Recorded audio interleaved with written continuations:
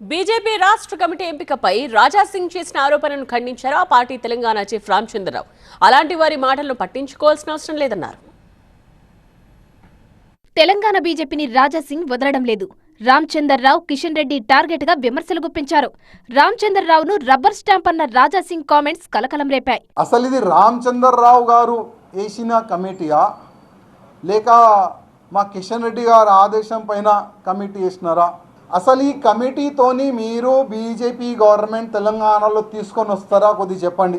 ఒకవేళ నెక్స్ట్ ఎన్నికల్లో ఇదే కమిటీతోని మీరు తెలంగాణలో బీజేపీ గవర్నమెంట్ తెచ్చుకున్నారంటే నేను రాజకీయ సన్యాసం తీసుకుంటాను. ఎవరైనా ఈ కమిటీతోని సాటిస్ఫై ఉన్నారా?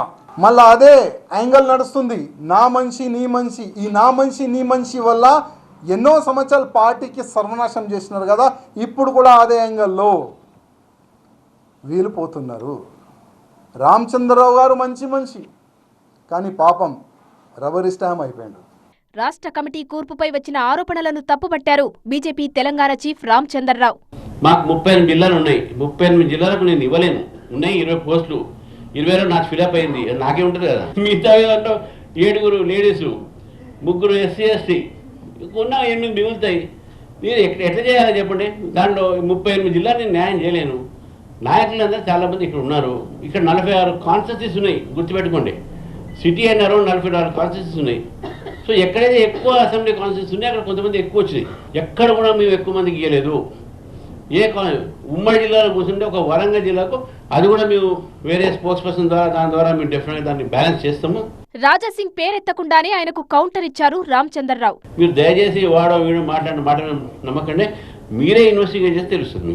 తెలంగాణలో పార్టీ బలోపేతానికి కృషి చేస్తున్నామన్నారు రామచంద్రరావు. అల్వాల్కు చెందిన ఇతర పార్టీ నేతలకు కండువా కప్పి పార్టీలోకి ఆహ్వానించారు రామచంద్రరావు. చేరికలు ఏది ఉన్నాయో ఈ చేరికలు మరి కింది స్థాయి దాకా తీసుకుపోయి భారతీయ జనతా పార్టీ బలోపేతం చేయాలని అందరినీ కోరుతూ మరి శ్రీనివాస్ వర్మ గారు కూడా భారతీయ జనతా పార్టీలో చేరినందుకు వారికి ప్రత్యేకంగా ధన్యవాదాలు తెలుపుతూ వారికి వారి బృందానికి స్వాగతం తెలుపుతున్నాను. రాష్ట్ర వ్యాప్తంగా ఆపరేషన్ ఆకర్ష్ కొనసాగుతుందన్నారు బీజేపీ తెలంగాణ చీఫ్.